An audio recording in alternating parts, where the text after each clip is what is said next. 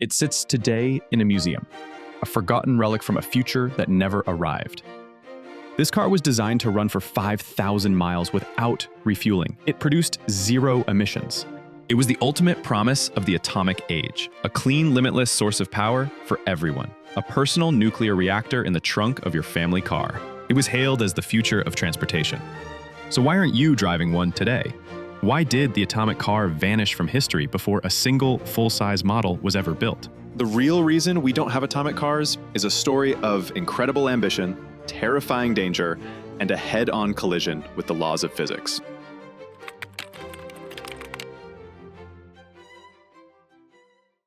To understand why anyone would even consider putting a nuclear reactor in a car, we have to go back to the boundless optimism of the 1950s.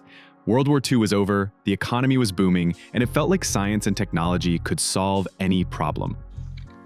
It must be put into the hands of those who will know how to strip its military casing and adapt it to the arts of peace. The United States knows that if the fearful trend of atomic military buildup can be reversed, this greatest of destructive forces can be developed into a great boon for the benefit of all mankind. The United States knows that peaceful power from atomic energy is no dream of the future. That capability, already proved, is here, now, today. The atomic bomb had ended the war with terrifying power.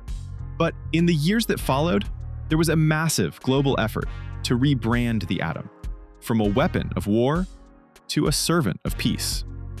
This was the Atoms for Peace era. The public was promised a utopian future powered by clean, limitless nuclear energy. And this wasn't just a fantasy. In 1954, the US Navy launched the USS Nautilus. It was a technological miracle, a submarine that could travel around the globe for months without refueling. The proof was there. Mobile nuclear power was no longer science fiction.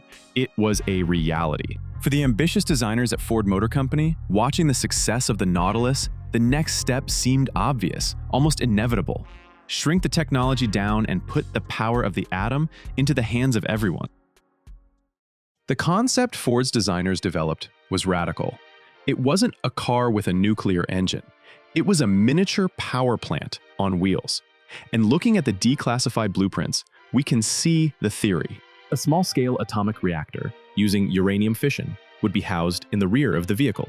The intense heat from this reactor would flash a liquid into high-pressure steam. This steam would then spin a series of turbines, which would drive the wheels, either through a transmission or by generating electricity.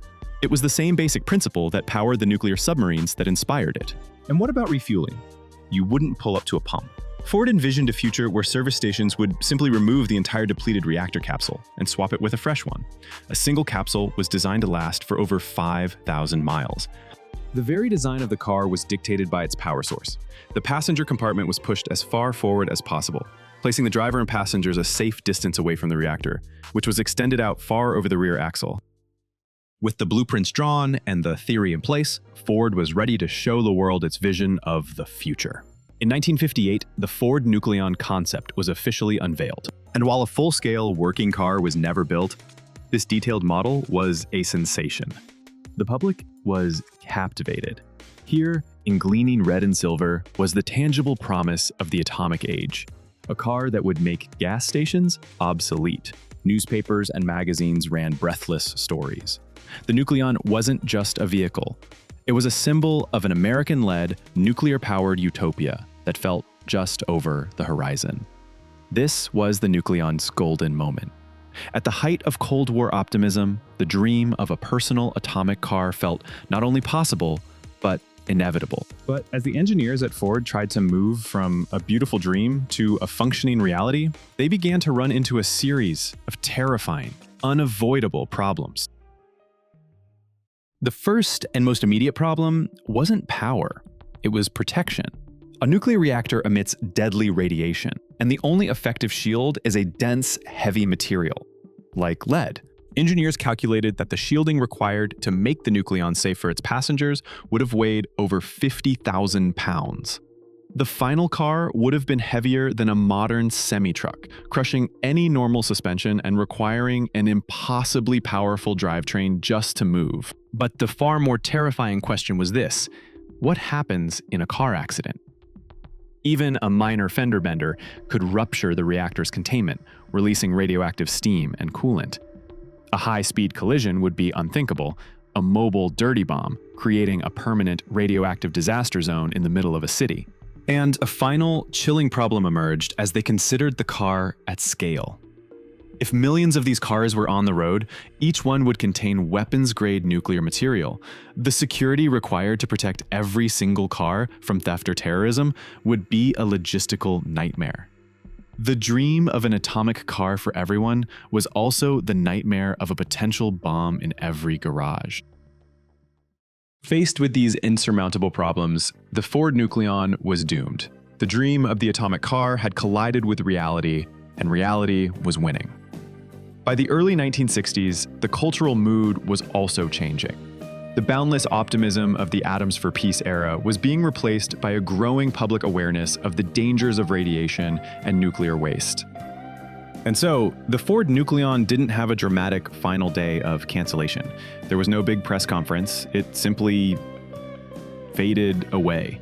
The concept was quietly shelved, the engineers moved on to more practical ideas, and the beautiful scale model, once the star of the auto show, was put into storage. Its final day wasn't a day of failure, but a day of acceptance. The day it was permanently installed in the museum, officially transitioning from a blueprint for the future to a relic of a past that never happened. So, what can we learn from this beautiful, dangerous, and forgotten dream? The Ford Nucleon was unmade not by a lack of vision, but by a surplus of it. It was a utopian idea that flew too close to the sun, brought down by the immovable gravity of physics and consequence. The real lesson of the atomic car is about the crucial difference between two questions. Engineers are brilliant at asking, can we do this? The story of the Nucleon reminds us that the more important question is often, should we do this? Today, we are still chasing the Nucleon's dream, a world of clean, abundant energy and transportation. We talk of electric superchargers, hydrogen fuel cells, and even new, safer forms of nuclear power. The dream is the same, but the approach is different.